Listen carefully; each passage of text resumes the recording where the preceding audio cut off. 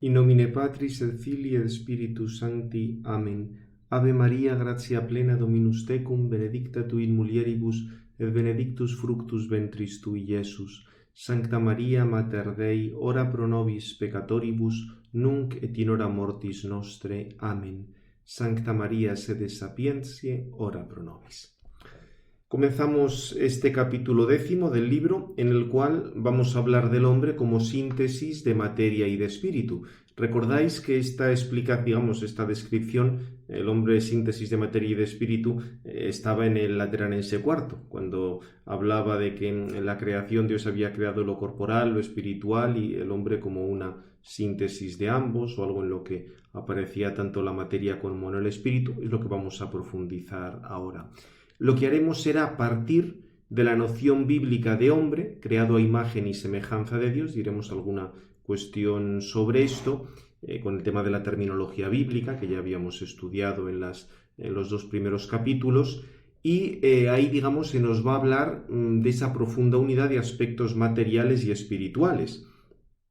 Lo que pasa es que junto con esto también introduciremos, simplemente indicándolo, la necesidad de estudiar la naturaleza humana, porque claro, en el plan de Dios respecto al hombre hay cosas que son completamente sobrenaturales, completamente gratuitas. Una cosa es el haber sido creados a imagen de Dios. Los padres distinguían la imagen y la semejanza, lo vamos a ver, pero hay que tener claro que el designio de Dios sobre el hombre es algo que le supera.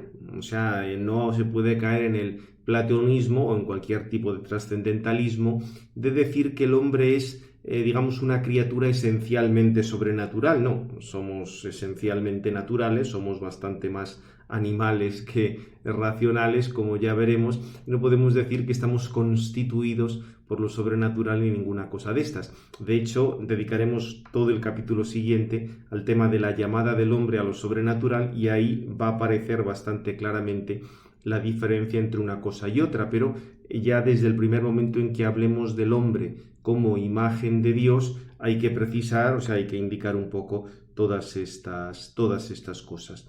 Y luego la vinculación entre lo material y lo espiritual. Recordaos que espiritual siempre quiere decir algo que es capaz de superar la materia, no algo simplemente que es no material. Ya habíamos visto que la forma es no material, es inmaterial, pero no es espiritual. La forma en todos los entes materiales está unida a la materia, materia y forma son los coprincipios de cualquier naturaleza, pero en el hombre hay un elemento que supera esto.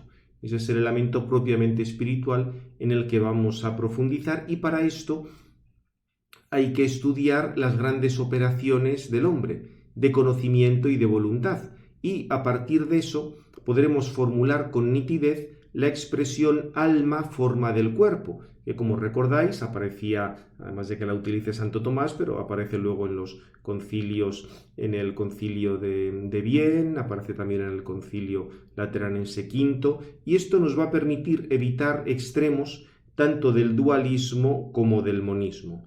Hablando del tema del alma espiritual, habrá que recordar su creación inmediata por parte de Dios, todo lo que esto conlleva, y una serie de cuestiones sobre la evolución y origen del hombre.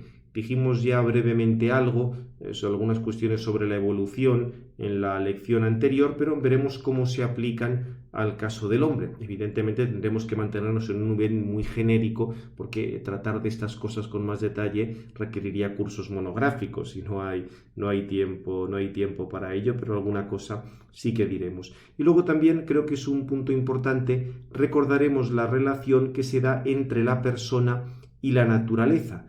Tenemos que emplear ambos términos cuando hablamos de la criatura humana. Somos personas, somos también naturaleza. Hay que precisar un poco cómo se relacionan ambas, porque aquí ha habido una cantidad de líos personalistas que han confundido bastante la cuestión. Obviamente eso sería más de historia de la filosofía contemporánea, o algunas cuestiones se podían tratar en ética o en otras materias, pero desde el punto de vista de la antropología diremos algunas cosas. O sea que, como veis, es un capítulo en el cual estamos haciendo teología, partiremos de las enseñanzas bíblicas, pero es un capítulo en el cual vamos a utilizar mucho la razón. Diríamos aquí la teología va a hacer uso de la razón que nos viene pues del conocimiento natural, del conocimiento científico, para poder precisar mejor algunas nociones y que de ese modo no, no líen temas teológicos. Fijaos, esto tanto en este capítulo como en el siguiente nos va a salir bastante, porque según cómo entiendas el conocimiento universal y la voluntad, va a ser cómo entiendas la relación con Dios. Por ejemplo, para algunos autores, acordaos lo que dijimos, por ejemplo, del ontologismo. Si resulta que para conocer tú el gato universal ya tienes que conocer antes a Dios, te va a ser muy difícil distinguir lo natural y lo sobrenatural, porque en cualquier conocimiento natural, el del gato de una manera universal, ya tienes que haber captado a Dios, con lo cual no queda muy claro lo que te va a aportar luego la fe o incluso la visión beatífica, mientras que si planteas el conocimiento universal no como una captación de lo infinito o del absoluto, sino como la posibilidad de generalizar sin límite, entonces ya se ven las cosas de otra manera. O sea que como podéis notar, vamos a tener que tratar con bastantes nociones filosóficas, pero que son preámbulos de la fe. Es decir, son cosas a las cuales puede llegar la razón hasta un cierto punto, pero es muy fácil meter la pata y por eso contamos con la ayuda de la escritura. Pero, dado que podemos hacer alguna argumentación sobre ella, tenemos que hacer una argumentación que sea correcta. Pues eso es un poco lo que vamos a ver en esta lección. Creo que la estructura es muy clara. Primero diremos algunas cosas sobre el tema de la imagen y la semejanza de Dios, digamos cosas esenciales que están en la escritura, ya os indicaré algo de bibliografía. Luego pasaremos a la parte un poco más filosófica, operaciones más características del hombre, cómo debemos comprender el conocimiento y la voluntad humana, y la expresión esta de alma, forma del cuerpo, que ya lo habíamos visto en la parte histórica, ya nos había salido en una serie de concilios y de textos magisteriales, pero ahora tenemos que profundizar un poco desde el punto de vista especulativo. Luego el tema del origen del hombre, la creación del alma inmortal, que como veréis depende de lo anterior. O sea, según cómo entiendas tú qué es el alma, entonces ya nos podremos empezar a preguntar cuál es su origen, porque si no sabemos qué es lo propio del hombre, qué es lo específico del hombre, ¿cómo puedes establecer cuál es el origen? O sea, vas a adaptar las explicaciones sobre el origen a lo que pienses antes que es el hombre. Y luego, por último, las distinciones entre persona y naturaleza humana. Bien, respecto a las referencias al catecismo, que siempre tenemos que hacer en esta parte, os recuerdo que lo tenéis entre los números 356 y 373. Ahí habla de la creación del hombre a imagen de Dios, la unidad cuerpo y alma y la dualidad hombre-mujer. El tema también, el catecismo habla ahí de la cuestión del estado original, diríamos sigue como un recorrido más cronológico. Nosotros hablaremos del estado original en el último capítulo, en el 12º. Antes de hablar del pecado original, hablaremos del tema del estado original. Lo que pasa es que en nuestro texto, a diferencia del catecismo, vamos a tratar muchos más aspectos especulativos. Lógicamente, esto tiene que ir más allá del catecismo. También en el catecismo, al tratar de la creación del hombre y la mujer, aparecen otros temas, como el cuidado que corresponde al hombre respecto a la naturaleza, que eso, digamos, tiene que ver más con la moral social. Alguna cosa diremos o alguna referencia de algún otro texto os daré, pero en el catecismo aparece más en ese lugar, además de en la parte propiamente de moral social. También el tema de la libertad lo desarrolla el catecismo, pero hay más en la parte del catecismo dedicado a la moral, igual que el carácter social del hombre o la ley natural. Como veis, son todo estos números del catecismo que tienen ya más que ver con la parte moral. Solo que nosotros los vamos a estudiar aquí, por así decir, desde el punto de vista de la teología dogmática. Bien, este es un poco el panorama, la perspectiva que vamos a seguir y, dicho esto, comenzamos inmediatamente con el apartado primero. El hombre creado a imagen y semejanza de Dios. Sobre este punto, el que quiera profundizar, porque es una cosa interesante, hubo un documento de la Comisión Teológica Internacional de hace más de 15 años, del 2004, este lo tenéis en la página de la Santa Sede. Se titula Comunión y Servicio, la persona humana creada a imagen de Dios. Es un documento un poco que abarca las cosas que nosotros vamos a ver en este capítulo, y sobre todo en el primer apartado me basé bastante en este documento. Además, recuerdo que por una colaboración con la BAC tuve que traducir este estaba originalmente en inglés, preparar la traducción española de y preparar la traducción española del de la Ley Natural, que se había sido escrito en francés. Hace ya unos cuantos años preparé estas traduccioncitas que se publicaron aparte en la BAC, y luego, por supuesto, cuando preparé la edición de los documentos de la Comisión Teológica Internacional para la BAC. Ya digo, aquí tenéis en la página de la Santa Sede, que pusieron luego estas traducciones españolas, tenéis los epígrafes fundamentales, la persona humana creada a imagen de Dios, el tema de las personas en comunión. Luego una cosa muy interesante sobre a imagen de Dios, administradores de la creación visible.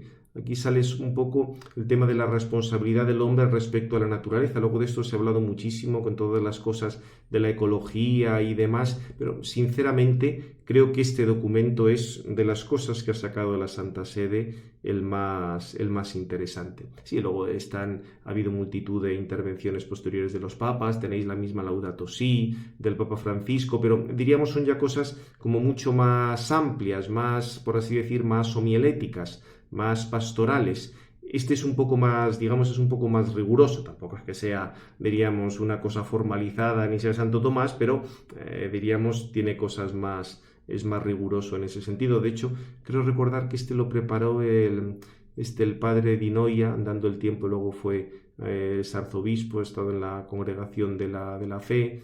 Bien, también estuvo con Cañizares en el culto divino de secretario. Bien, este es un dominico bastante tomista, y este fue de los que más intervino en la preparación de este documento. O sea, que el que quiera profundizar o el que quiera saber algunas cosas del tema de la ecología, la verdad es que aquí lo trata muy muy bien, de una manera muy sencillita, en este último epígrafe, y os puede ser muy útil. Bien, te digo, este material conviene tenerlo presente porque, ya digo, de aquí podéis sacar bastantes cosas si hay que dar alguna charla o profundizar algo. Vamos inmediatamente a ver el texto. Lo primero, si nos referimos a la creación a imagen de Dios, ya habíamos visto en el capítulo primero hasta qué punto era importante esto, cómo aparece en el Génesis, cómo aparece el término imagen en más sitios. Y el hecho, digamos, con el término imagen, lo que se nos está diciendo es que el hombre en cierto modo representa y participa de Dios. O sea, tiene algo que ver con Dios, se parece a Dios, es como un reflejo de Dios, aunque esto evidentemente habrá que precisar muy bien el sentido en que le estamos diciendo, para no confundir la naturaleza con la gracia ni esto. Pero en cualquier caso, en los primeros capítulos del Génesis nos hablan de esa familiaridad especial con Dios. Acordaos esa imagen de Dios paseando por la tarde con el jardín del Edén. Todo esto mostraba esa familiaridad con Dios. En el segundo lugar, hay que destacar que todo el hombre es imagen de Dios. O sea, no hay que, digamos, limitarlo a un solo aspecto. Digamos que para esto, recordad eso de que el alma es forma del cuerpo, en el hombre se da esa profunda unidad, y todo el hombre es imagen de Dios. Obviamente, en este campo algunos aspectos pueden ser más importantes que otros, y luego la teología tendrá que ir precisando en qué sentido o por qué cosa nos parecemos más a Dios, o por qué cosa podemos, diríamos, seguir mejor a Dios o asimilarnos más a Él, pero nunca hay que perder de vista esa profunda unidad de toda la persona humana. Y en tercer lugar, recordad la distinción y la mutua relación del varón y la mujer como dato originario, es decir, tanto el hombre como la mujer han sido creados a imagen y semejanza de Dios. Esto aparece muy claramente en el primer relato del Génesis. Esto es lo que pasa que, diríamos, como se ha querido subrayar más recientemente el papel que tiene la mujer, la colaboración hombre y mujer. Eso también es bastante importante, precisamente ante todas las cosas absurdas de la ideología de género, que precisamente nacen por querer separar diríamos, la noción de hombre y mujer de la biología, como si las identidades de género fuera una cosa que se establece así de una manera completamente arbitraria. Hay cosas que tienen que ver con la cultura y con una libre elección, pero hay otras cosas que dependen de la propia naturaleza, y tú no puedes separar la persona de la naturaleza. Esto lo veremos al final. Sobre ese punto, el tema de la relación, la distinción y colaboración hombre-mujer fue muy interesante. Un documento, este no os lo he puesto aquí, pero lo podéis encontrar. Ese es de la Congregación de la Doctrina de la Fe, no de la Comisión Teológica Internacional, sino de la Congregación para la Doctrina de la Fe. Quiero recordar que del 2003 o del 2004. Ahí también salen esos temas para el que quiera profundizar un poco más en ellos. Y con esto, digamos, en este sentido de relación varón-mujer, también va a salir en relación con el tema de la imagen toda la multiplicidad de relaciones que la persona establece con las otras personas y con el mismo Dios. Veremos cuál es el fundamento para poder establecer todas esas relaciones. Eso lo trataremos sobre todo en el último apartado. O sea que, por tanto, en el Antiguo Testamento, en el Génesis, tenemos la importancia del término imagen, que aparece no solo en el capítulo primero, sino veíamos en algún otro capítulo más. En el Nuevo Testamento, en cambio, si nos fijamos, el término imagen a quien queda referido por excelencia es al Hijo, es a Cristo. O sea, el Hijo encarnado es imagen perfecta del Padre. Acordaos en ese sentido todo lo de la controversia arriana cuando se decía, nosotros somos hechos a imagen, pero la imagen es el Hijo. O sea, la imagen por excelencia es el Hijo y nosotros somos hechos a imagen. O sea, con un cierto parecido, pero el que es la imagen perfecta del Padre es el Hijo. Bien, mediante la actuación salvífica de Cristo, el hombre puede llegar a participar de la filiación divina, o sea, puede acercarse más a esa imagen que es el mismo Cristo, vencer el pecado, ser transformado por la gracia del Espíritu Santo, y ahí, por supuesto, los sacramentos tienen un lugar fundamental. Lo que pasa es que el desarrollo final de esta imagen no es de este mundo, sino que es de la vida eterna. También habíamos visto en la parte histórica, y lo habíamos recordado un poco al tratar del designio de Dios, cómo, digamos, el Hijo es imagen del Padre, y en ese sentido, para algunos autores, como Ireneo y Tertuliano, indicaban que el hombre es imagen de Dios Hijo que se iba a encarnar. Y en ese sentido, Ireneo y Tertuliano hablaban de que la imagen divina se daba en razón del cuerpo humano, que por lo demás aparecía también plasmado por el mismo Dios en el relato de Génesis 2. Acordaos que para estos autores, diríamos, daban menos importancia a la cuestión del alma para no querían caer en el platonismo, y por eso decían, llegaron a una cosa un poco extraña, negar que los ángeles fueran imagen de Dios porque el verbo no se había hecho ángel. Digamos que era legítimo subrayar esta unidad del cuerpo humano, no decir que el hombre es solo el alma, no pensar que el alma es divina, pero quizá fueron un poco al otro extremo. Mientras que otros autores subrayaron más el aspecto racional del hombre, como cierta participación de la espiritualidad divina, y en ese sentido el origen o el motivo último por el cual el hombre es imagen de Dios es por el alma racional. Lo que pasa es que, digamos, ambas perspectivas no tienen por qué contraponerse. Tanto las dimensiones materiales como espirituales permiten al hombre un cierto dominio de la creación. Y fijaos que ese dominio de la creación, que aparece también aparece en los relatos de la creación, es el elemento fundamental de esa imagen divina. Acordaos que habíamos dicho que el hombre es imagen de Dios porque era como el embajador, era como el representante de Dios en la creación. En ese sentido, el que le corresponde administrar la creación. Administrar la creación no es destrozar la creación para tu propio beneficio, sino sacar un uso correcto y racional de ella. En ese sentido, como veis, tanto los aspectos materiales como los aspectos espirituales son los que van a ayudar a que el hombre tenga ese dominio, se entiende un dominio racional, un dominio ecológico, por así decir, de la creación, no un dominio despótico para destrozar las cosas. Bien, hay un punto que debemos tener presente, y es que cuando se niega cualquier tipo de participación respecto a Dios, el discurso de la imagen carece de sentido.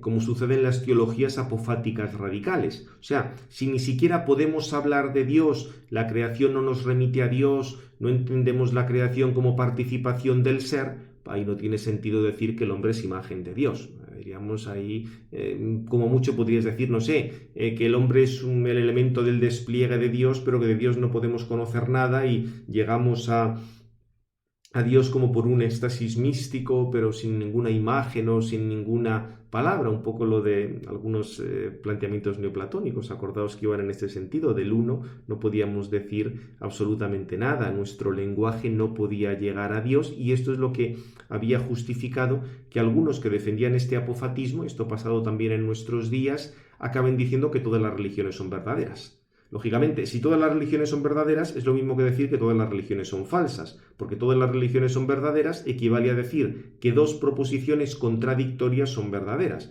Si dos proposiciones contradictorias son verdaderas, puedes decir absolutamente cualquier cosa, con lo cual da igual que todas las religiones sean verdaderas o que todas sean falsas. Estás diciendo exactamente lo mismo.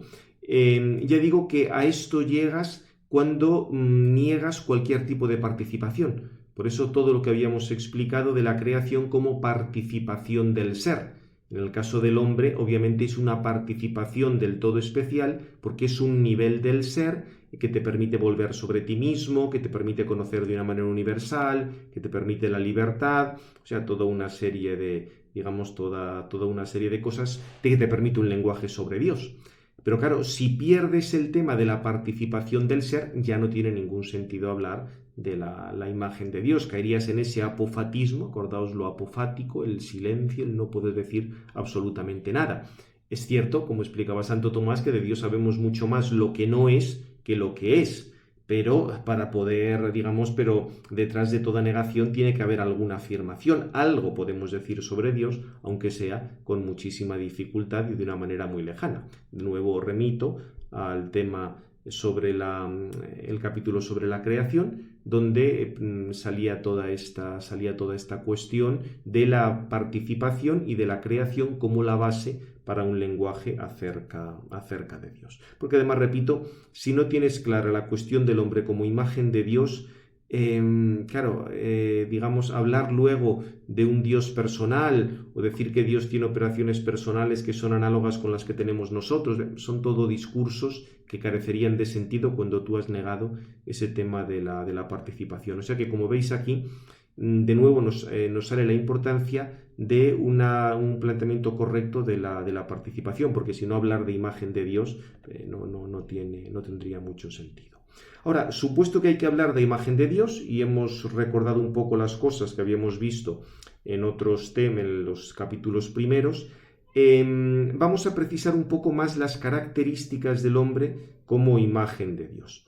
Diríamos que desde el punto de vista especulativo, desde el punto de vista más, aplicando más la razón, lo sistemático, la formulación más precisa que permite hablar del hombre como imagen de Dios es que tiene un alma espiritual forma del cuerpo.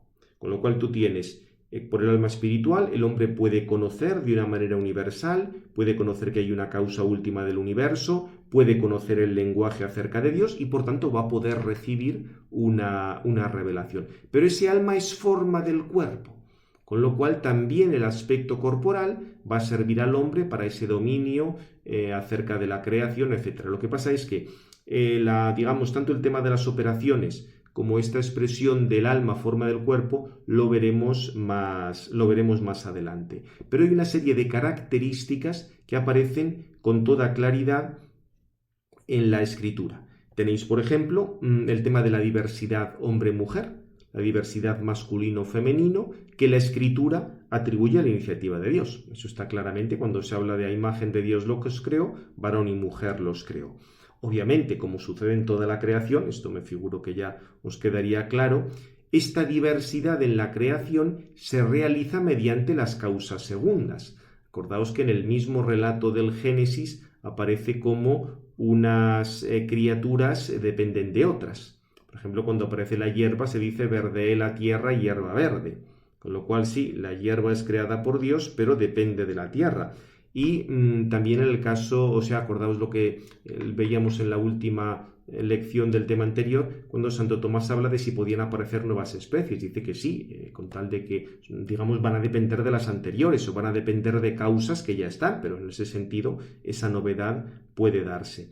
En el caso de la diversidad hombre-mujer, obviamente depende de unas causas segundas. Esas diferencias están también en los animales porque están orientadas a la reproducción. O sea, digamos, permite una serie de variaciones genéticas para el bien de toda la especie. Digamos, la distinción de sexo masculino o femenino es eso. Ahora bien, precisamente por la íntima unidad alma y cuerpo, la diferencia sexual, que es material y es orgánica, repercute en dimensiones más profundas del ser humano. O sea, por supuesto que tanto hombres como mujeres tenemos esa libertad y tenemos una personalidad propia de cada uno, pero lógicamente, como hasta los aspectos más espirituales están relacionados con los aspectos materiales, esto lo veremos con toda claridad. Acordaos esto ya lo sabéis por filosofía, pero lo volveremos a ver con detalle, hasta el conocimiento más abstracto y más universal depende siempre de las imágenes, de lo que Santo Tomás llamaba fantasmas. Las imágenes se forman en relación con todo nuestro aspecto material. Es un aspecto en el que tienen que ver muchísimo las emociones, las pasiones, todo ese tipo de cosas. Y sobre las emociones y las pasiones influyen mucho lo que hoy llamamos el sistema hormonal. Lógicamente, son distintas las emociones de un varón que las emociones de una mujer. Por esto, todas las operaciones orgánicas que están relacionadas con la sexualidad, porque las diferencias sexuales y hormonales influyen en una multitud de cosas, se integran en dimensiones superiores. O sea, que ni puedes tú plantear las dimensiones superiores como total y absolutamente separadas de los aspectos más inferiores en los que está la sexualidad, ni tampoco puedes entender la sexualidad separada de las dimensiones superiores. Ese es el tema del alma como forma del cuerpo. Por supuesto que en algunos aspectos, ya lo veremos, el alma espiritual, el aspecto más espiritual, es capaz de realizar alguna operación sin el cuerpo, pero va a estar siempre en relación con algunas cosas que vienen del cuerpo. Eso lo veremos con detalle al hablar del tema del conocimiento. Pensad, por ejemplo, en ese sentido, cómo las mismas expresiones de místicos, incluso de místicos más sublimes, son distintos las de los místicos que las de las místicas. Tienen expresiones que son distintas, lo han vivido de manera diferente y la gracia santificante es la misma para todos. Lo que pasa es que, como esto tiene repercusiones en todo el conjunto de la persona, incluyendo los aspectos materiales, pues lógicamente eso sale ahí también. Otro aspecto que es importantísimo, que nos daría para una cantidad enorme de desarrollos y del cual depende toda la moral social, es el aspecto social del hombre. O sea, la sociedad no surge de un mero pacto exterior. O sea, no es que nos pongamos de acuerdo en una cosa completamente accidental, sino que tiene sus raíces en la posibilidad del hombre de conocer y amar y, por tanto, de relacionarse con otros. Como cualquier criatura tiene que desarrollarse para alcanzar el fin, en este fin interviene la mutua cooperación entre las diversas personas. O sea, lo característico del hombre como animal social es que requiere de esa colaboración con otros de su misma especie. Eso sucede con otros animales sociales, pero con esto tenemos que hay una dimensión social del hombre. Y de nuevo aquí es una cosa, claro, en esto evidentemente no podemos entrar, porque sería dedicar varios capítulos a lo que es el fundamento de la moral social. La sociedad no es un mero añadido exterior, que incluso corrompería al hombre. Acordaos aquellas estupideces de Rousseau del buen salvaje, que el hombre salvaje es naturalmente bueno, claro, no creían en el pecado original, y lo que le corrompe es la sociedad, frente a lo contrario, el decir que la dignidad personal viene por ser miembro de una sociedad, y que si tú no estás en una sociedad, no eres persona. Esto evidentemente también es falso. Fijaos que llegaríamos o bien a un extremo de individualismo, el tema de que la sociedad es un mero añadido exterior, o llegaríamos a un tema de colectivismo. El hombre solo existe como miembro de una sociedad, que es todos los totalitarismos del siglo XX, los comunismos, el nacionalsocialismo, todo este tipo de cosas que han reducido al hombre a ser elemento de una sociedad.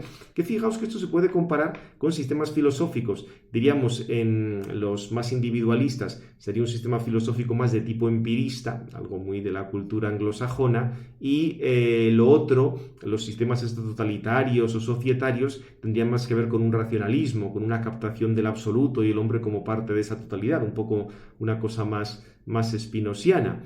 Obviamente los dos son falsos, solo que son más falsos estos totalitarismos y este intento de reducir al hombre a ser miembro de una sociedad y de al final divinizar las sociedades y que la sociedad tenga que determinar lo que está bien y lo que está mal, que por desgracia ahora vivimos en una época en la que esto es esto es lo más extendido, solo que se quiere vender a la gente que en realidad hay muchas libertades individuales, pero son falsas, porque es lo que determinadas personas en la sociedad han convencido a otros de que eso es la libertad, pero en el fondo están completamente dominados. Y el hacer que todo el mundo piense lo mismo, el llegar a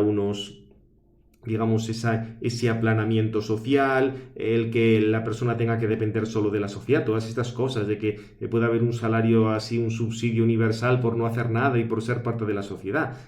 Son ciertas formas de estos totalitarismos. San Pablo había dicho que el que no trabaje, que no coma, con lo cual no es que estuviera mucho por este tipo de cosas. Ya digo que tampoco se puede pasar a un planteamiento puramente individualista en el que uno no tiene nada que ver con otro.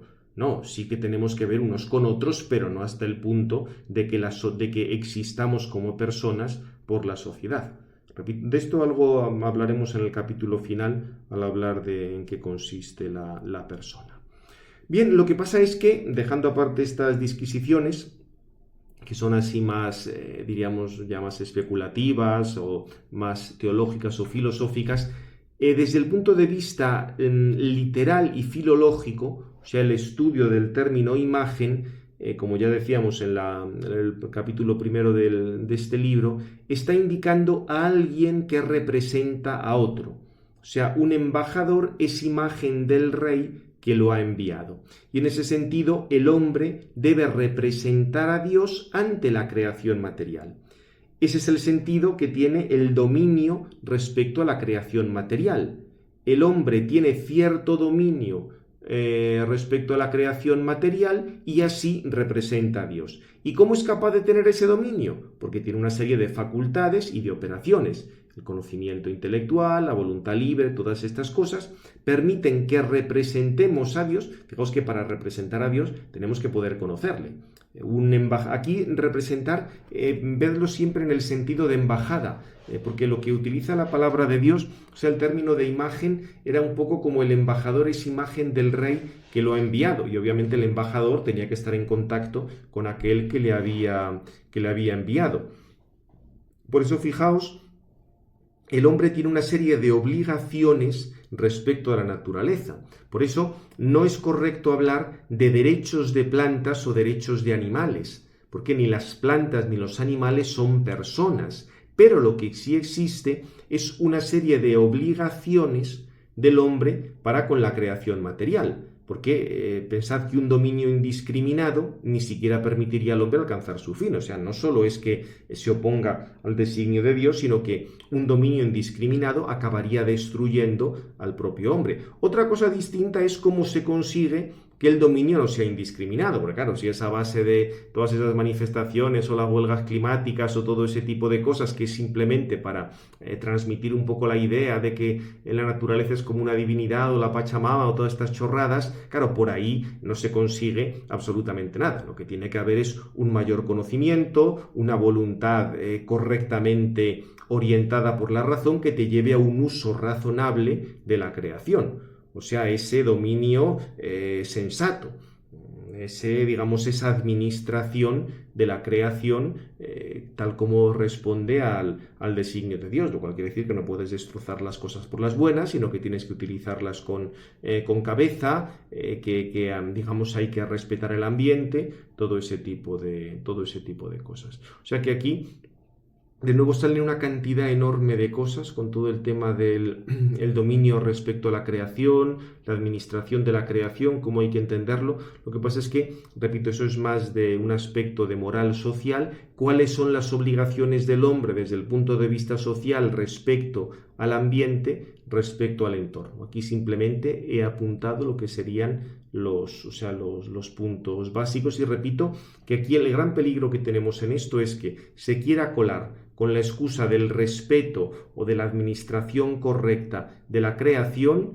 la, digamos, personificación o peor todavía, la divinización de la naturaleza, o decir, no es que la naturaleza se venga de nosotros, las tonterías que se han dicho, que si el coronavirus es como una respuesta de la madre naturaleza frente a los abusos, eso es una tontería, o sea, la naturaleza no es ningún ser subsistente, no tiene ni entendimiento ni voluntad, o sea, no es que tenga unos derechos. Lo que pasa es que nosotros tenemos obligaciones respecto a ese ambiente en el que vivimos porque tenemos que respetarnos unos a otros, tenemos que respetar a las personas y si no respetas el medio en el que está la persona, no estás respetando a la persona. O sea, por aquí se pueden hacer una multitud enorme de observaciones, pero ya digamos nos llevaría muchísimo tiempo y sale de nuestra materia.